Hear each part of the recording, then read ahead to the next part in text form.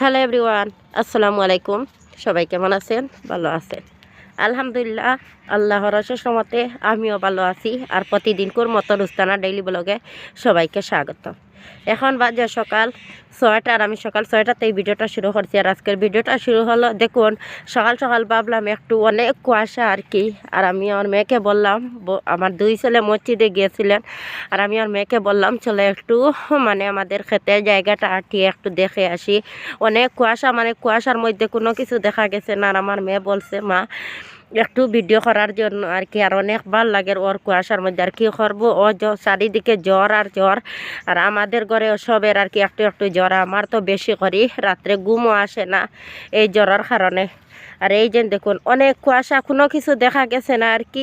আমাদের বাড়িটাও দেখা গেছে না, আমরা যেই রাস্তাতে এসেছি এই রাস্তাটাও দেখা গেছে না। আর একটু আমি এখানে আসার কারণ হলো আমার শিম গাছটাই আর কি দিকতেই দেখা যায় না। আমি ভাবলাম আমাদের জমিনে একটু হাঁটি, আমি শিম গাছটাই দেখবো। আর এখানে এসে অনেক বড় একটা জিনিস থেকে আমার শিম গাছের লটটাই আর কি খেয়ে ছিঁড়িয়ে ফেলাইছে। ওই রকম আর কি শত্রুতা ওরা করে, জানি না কোন বাচ্চায় নাকি এই কাজটা করছে। ওরা তো বাচ্চারা সবসময় এখানে খেলাধুলা করে।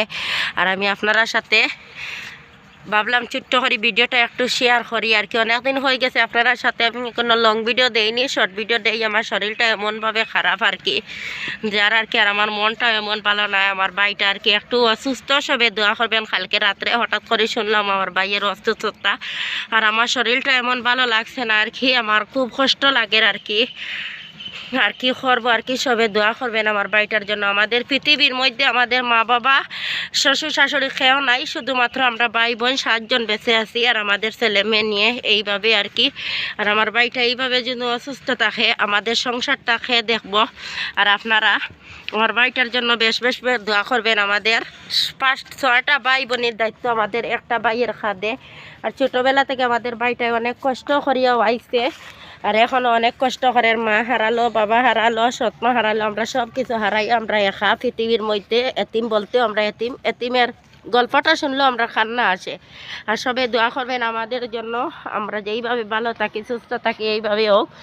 আর মা বাবা নাই তা কি হয়েছে, আমাদের পাশে আমাদের আল্লাহ আছেন, আমরা সব কিছু নিয়েও ভালো আছি। সবার তো মা বাবা আজকে হোক কালকে হোক সব একদিন যাইতে হবে। আর আজকে মতো নিলাম বিদায়, ভালো থাকবেন সুস্থ থাকবেন। আসসালামু আলাইকুম, আল্লাহ হাফিজ।